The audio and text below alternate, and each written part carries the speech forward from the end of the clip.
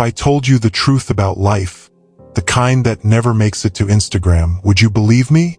Would you sit with me for a moment, just you and I? No filters, no hashtags, no curated perfection? Would you listen to the voice of someone who has lived long enough to see dreams collapse and rise again? Who has loved deeply, lost painfully, and survived silently? I've buried friends. Not just acquaintances, not just neighbors. Friends I laughed with until my stomach hurt. Friends who held my hand through miscarriages, divorces, funerals. Some left suddenly. Others faded slowly, like a song you forget the words to, until there's only the melody of memory. I've stared at hospital ceilings and whispered goodbye more times than I care to admit. I've started over when I didn't think I had the strength. After the ink dried on divorce papers. After the retirement party confetti hit the floor. After waking up next to silence instead of someone I once called my world. I've walked into rooms where no one knew my name and pretended I wasn't terrified of being invisible. I failed God, have I failed? Not in some romanticized, motivational poster way. Real failure. The kind that makes you ashamed to look in the mirror. The kind where you lose not just money or time, but pieces of yourself. I've made choices I'd take back if I could. I've said words I can't unsay. I've hurt people who didn't deserve it, and I've forgiven those who never asked to be forgiven. And yet, I'm still standing. Not because I'm brave, not because I have some secret, but because life didn't stop, and neither did I. At 75, I no longer chase applause.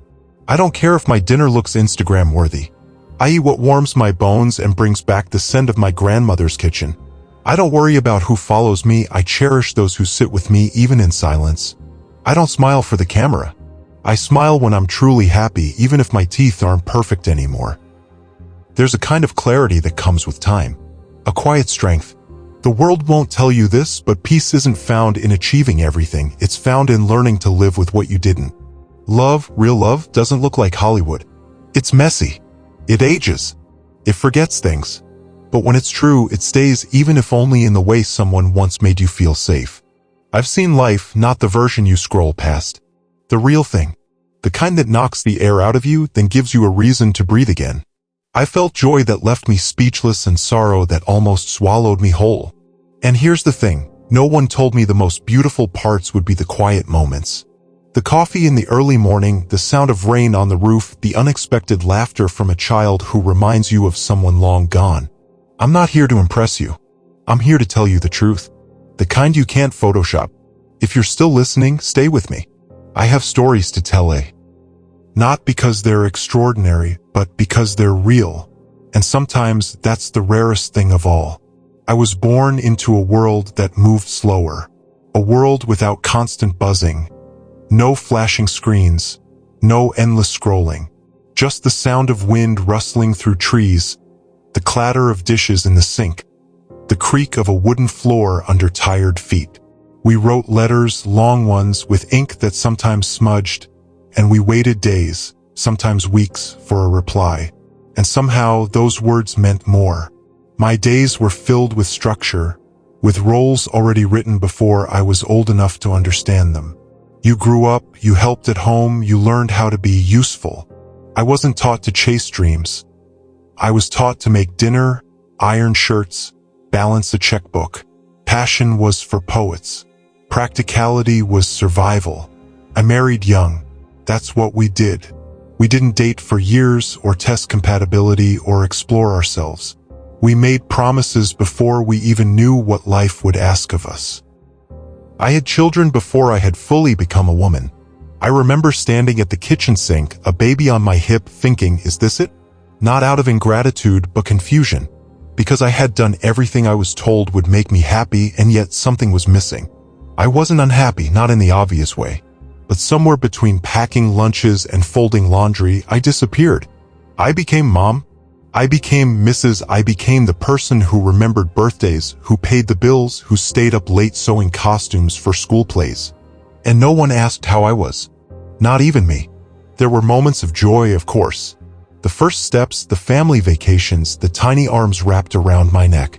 But even in those moments, a part of me watched from a distance, quietly wondering what happened to the girl who used to dance barefoot in the backyard or write poems in the margins of school notebooks. My career? Well, it was never really mine. It was what fit around the lives of others. Part-time jobs, side roles, flexible hours. I was never the boss, never the one with a title people remembered. I made sure everyone else got where they needed to go. And when I finally looked up, I realized I had no idea where I was going anymore. It's strange how you can live decades without really living for yourself. You become so skilled at giving that you forget how to receive. I said yes when I wanted to say no. I stayed silent when I should have spoken up. I kept the peace even when it meant losing pieces of myself. And if you're sitting there nodding, maybe wiping away a tear you didn't expect, then you know what I'm talking about. This isn't just my story. It's ours. The quiet ones, the late bloomers, the caretakers, the sacrificers, the steady hands holding families together while no one noticed their own were trembling. But I see you. I know you. Because I was you. They told us what a good life should look like. You get married, you have kids, you buy a house. You smile in pictures, keep your clothes neat, and always show up on time. They said if we worked hard, stayed loyal, and kept our heads down, we'd be happy. So we followed the script. We checked the boxes. Marriage? Done. Kids? Raised. A roof over our heads, food on the table, a job that paid the bills even if it drained the soul. We did what we were supposed to do even when it didn't feel quite right. Because that's what good people did. We didn't question it. I remember looking at magazines, TV shows, even the neighbors down the street, smiling families, perfect holidays, well-dressed kids. Everyone seemed to have it together. And I thought, okay, if I do everything right, I'll feel that way too. But deep down, there was always a gap between how life looked and how it felt. We chased things we thought would make us feel whole. A bigger house, a nicer car, a better job title. We smiled at parties even when we were falling apart inside. We poured ourselves into roles: wife, husband, mother, father, hoping they would fill the emptiness we didn't talk about. I thought love would save me, that if someone loved me enough, I'd finally feel seen. But sometimes love becomes routine. Sometimes it becomes duty. And sometimes it leaves, quietly or all at once.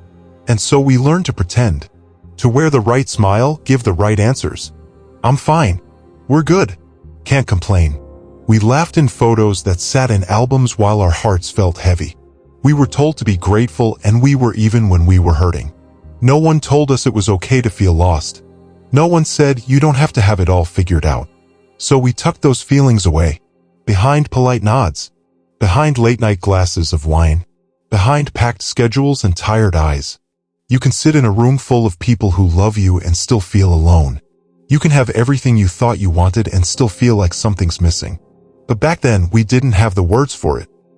We just called it life. We carried on. Because that's what we were taught to do. We survived through smiles. Through dinner tables full of laughter and tension all at once. We kept going, even when a part of us quietly wondered, is this all there is? And maybe that's the part no one posts online. The silent moments when the kids are asleep, the house is quiet, and you're left sitting with yourself, unsure of who you really are anymore. But you're not the only one. I've been there too. There comes a point in life when everything shifts. Sometimes it happens slowly. A child moves out, a job ends, someone you love grows distant, and sometimes it crashes in all at once. A divorce, a loss, a goodbye you never saw coming. I remember the day I retired. Everyone was clapping, smiling, handing me cards. I smiled too, but when I got home, I sat on the edge of the bed and cried. Not because I was sad, but because I didn't know who I was anymore. That job, those daily routines. They had given me a name, a reason, a rhythm. Without them, I felt like I disappeared. After my husband left, I realized something strange. I hadn't eaten alone in 40 years. Not really. I always cooked for someone. Chose meals based on someone else's taste. I stood in the kitchen that night, staring at the fridge, and I thought, what do I even like? I didn't know. That question hit harder than the silence in the room. And then there was the day my youngest moved out. The house was still warm with their scent, a little messy from the last-minute packing. I helped carry boxes to the car, smiled as they drove off, then walked back into a space that suddenly felt too big, too quiet, too empty. You raise them to leave, that's what they say, but no one tells you how hollow the halls feel afterward. There were nights I sat by the window listening to a world that didn't seem to notice me anymore. Days passed where no one called. I watched people my age shrink into the background. Dismissed, overlooked, passed by. We become invisible even to ourselves. And there's this fear deep down that maybe we don't matter anymore. That our best years are behind us. That what we gave all those years of caring, of working, of showing up, might not be remembered, might not count. It's a heavy feeling. Isolation doesn't always look like sitting alone. Sometimes it looks like walking through the grocery store and realizing no one sees you, or scrolling through photos of younger, brighter lives and wondering where yours went. But I'll tell you something, those breaking points, as painful as they are, they're also invitations. Invitations to meet yourself again, to look inward, to start asking different questions. Because when the noise fades, when the roles fall away, when the house is quiet and your name isn't being called every 5 minutes, you're left with you. And that can be scary, but it can also be the beginning. It wasn't a dramatic day. No big announcement, no lightning strike moment. Just a quiet evening. I was sitting on a park bench, watching the sun dip low behind a row of trees. The kind of orange sky that makes you pause without even meaning to. And for once, there was no one to talk to. No one to impress. No one waiting for an answer. Just me. Just breath. Just stillness. That was the first time I heard my own voice in decades. Not the one that asked, "What's for dinner?" or "Are you okay?" Not the one that said, "Sure, I can help." But the quiet, honest voice that had been buried under years of roles and routines. It said something simple, "I miss you." It caught me off guard. I didn't even know who it was meant for, but maybe it was for me. That moment changed everything. I didn't rush home to change my life. I didn't book a flight or write a manifesto, but I started paying attention. I noticed how the breeze felt on my skin, how I breathed deeper when I was alone. I began to realize that solitude wasn't punishment. It was an invitation. There's a difference between being alone and being lonely. I used to fear the silence. I'd fill it with television, errands, busy work, noise. But slowly, I let it stay. I started sitting with it. And in that quiet, I started remembering pieces of myself I had forgotten. As a child, I used to draw for hours. I'd get lost in color, in lines, in ideas. No one told me if it was good or bad, it didn't matter. I just loved doing it. So one day, I bought a small sketch pad and some pencils. My hand was shaky. My lines were rusty. But for the first time in years, I felt like I was returning to something sacred. Another day, I planted herbs on my windowsill. I watched them grow, slowly, silently. They didn't ask for much, just a little water, a little sunlight, some care. And in their stillness, I found something calming, something honest. And music. Oh, the music. I used to sing.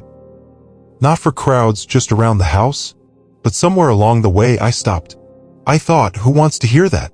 But alone in the kitchen one morning with the radio on low, I sang. I let my voice crack. I didn't care. I felt alive. There's something beautiful about doing things just for you. Not for a paycheck. Not for praise. Not for anyone's approval. Just because they bring you peace. If you've forgotten how to be with yourself, start small. Write 1 sentence a day in a journal. Don't edit it. Don't judge it. Just write. Today I felt, I noticed, I wonder, take a walk without your phone. Watch the way trees move in the wind. Sit at a cafe with a book and don't rush to leave. Go to the movies by yourself. Laugh out loud. Let it be awkward. Then let it be okay. I took a solo trip once. Just a weekend, nothing fancy. I was nervous. I checked the map too much. I sat in restaurants and felt people's eyes, or maybe I just imagined them. But by the second day, I realized I wasn't trying to prove anything. I wasn't performing. I was just being. And that was enough. You were not a half, waiting for another half. You were a whole. You've been enough all along. You just never saw it. I used to think starting over was something only young people did. When you're 60 or 70, they tell you to slow down, to settle, to just coast. But something inside me didn't want to coast. I didn't want to sit and wait for life to end. I wanted to feel something again. So I signed up for a class. It was just a writing class at the local library. Nothing fancy. But I remember walking in and thinking, what am I doing here with these strangers? I sat down anyway. We wrote small stories about our childhoods, about our dreams, about the people we used to be. I hadn't written since high school, and there I was, pen shaking in my hand, writing the truth for the first time in years. And I loved it. I came back every week. Then there was this one woman around my age who picked up painting again after her husband passed. She painted wildflowers, sunsets, memories from her travels. She said, I thought I was done, but I think I'm just beginning. I never forgot that. And yes, I fell in love again. Not like the movies. Not fireworks and dancing in the rain.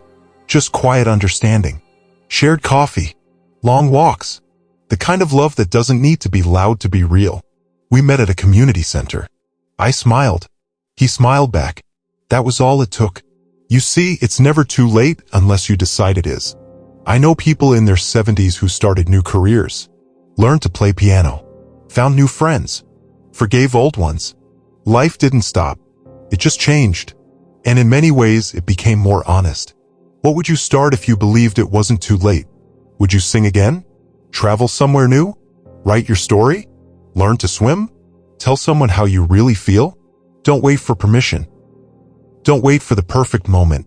The only thing standing in the way is the voice that says you're too old. And that voice is lying. Now, I won't pretend it's easy. Some days you'll doubt. You'll feel tired. You'll wonder if it matters. But I'll tell you, living fully, even for one more year, matters more than living quietly for 20. There are moments I still think about the time I've lost. The years I spent trying to be someone I wasn't. The chances I didn't take. The people I didn't call. The love I didn't choose. The words I didn't say. But regret is a heavy bag to carry. And after a while, you get tired of dragging it around. I've learned to forgive that younger version of me. I didn't know better. I was scared. I was trying to survive. I did what I thought was right at the time. I look at old photos now and I whisper, you did your best. That's all we can ever really do. There's a freedom that comes when you stop counting how many years you have left and start focusing on how you're going to live the ones in front of you. The clock doesn't scare me anymore. It reminds me that every day is a gift. Even the quiet ones, even the lonely ones, even the ordinary ones. So if you're still here, still breathing, still curious, that's your sign. Start over. Start small. Start scared if you have to, but start. Social media shows you sunsets and smiles, filtered skin and perfect plates of food. But that's not life, that's just a snapshot. Real life is quieter. It's messier. It's softer and sometimes louder than you expect. It doesn't fit in a square frame. I used to scroll and think, am I missing something? Why does everyone look so happy? But then I'd sit in my kitchen, sipping tea, hearing the wind push against the window, and I'd feel more real than I ever did watching those screens. Aging isn't a flaw to be edited out. It's proof you stayed. Every wrinkle on my face is a memory. Each gray hair is a season I survived. The laugh lines? They came from deep joy, the kind that comes after sorrow. My hands may not be as smooth, but they've held babies, wiped tears, built homes, written letters. These aren't signs of getting old. They're signs I've lived. We've been told to fight aging. Creams, needles, filters. But I say, let it show. Let the world see what life looks like after you've stopped pretending. There's peace in that. Because real peace, it doesn't need a filter. It doesn't need approval. It doesn't need 100 likes. Real peace is sitting by yourself and not feeling alone. It's walking into a room and not shrinking to fit someone else's idea of who you should be. It's being okay with not being everyone's favorite and still loving yourself anyway. And if you want to know what really matters after 75 years, here it is. Don't wait for permission to be happy. No one's going to come along and say, okay, it's your turn now. You have to decide it's your turn. No one is thinking about you as much as you think they are. They're too busy worrying about what you think of them. So go wear what you want. Say what you need. Dance if it feels good. You are not too old. Not for love. Not for trying something new. Not for dreaming again. If your heart is still beating, your story isn't finished. And the best part of aging, you stop apologizing for your truth. You don't have to make yourself small to make others comfortable. You don't have to explain why you laugh too loud or cry during songs or speak your mind. You've earned your place here. And the most beautiful thing? You don't have to prove anything anymore. They don't show this part on Instagram. They don't show the mornings you wake up and feel like a stranger in your own life. Or the nights you lie awake replaying conversations from 20 years ago. They don't show the quiet grief that lingers, not just from people you've lost, but from the versions of yourself that are long gone. Life is messy. It's not staged. It's not color-graded. It's laughter during chemo. It's birthdays with an empty chair at the table. It's learning how to live alone and sometimes loving it. It's realizing that closure is a myth some people leave and you never find out why. And you still go on. Here's the truth you won't find in a caption or a story highlight. Most of us still don't know what we're doing, even at 75. We're figuring it out as we go. Some days we feel wise, some days we feel 16 again and lost. And both are okay. Real beauty? It's not curated. It's not anti-aging. It's the deep smile lines from years of loving too hard. It's eyes that have seen heartbreak and still light up.